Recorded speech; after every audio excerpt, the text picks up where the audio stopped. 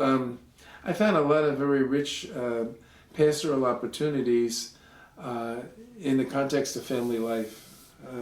Anointing people in the homes, because I would always try to involve everybody that was there. There is a section of the Sacrament of the Sick where not only does the priest impose hands, but anybody present after the priest imposes hands is allowed to come forward and impose hands.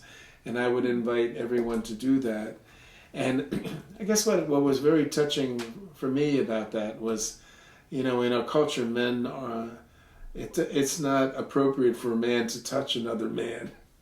And in that moment, every man in the room would come up and put his hands on that man's forehead, and nobody was embarrassed. And you could tell they were praying for the guy because he was their friend, and they cared about him, and they were saying goodbye to him, and they were thanking him for his life.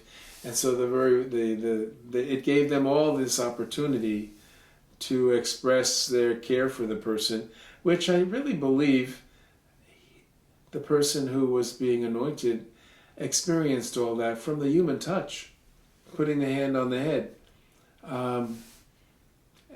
Because hearing is one of the last functions to leave the body. And so they knew what was going on, even though they weren't responding.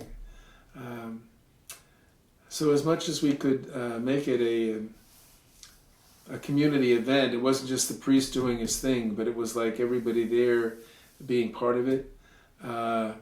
We had a lot of experiences like that, which I thought were very wonderful.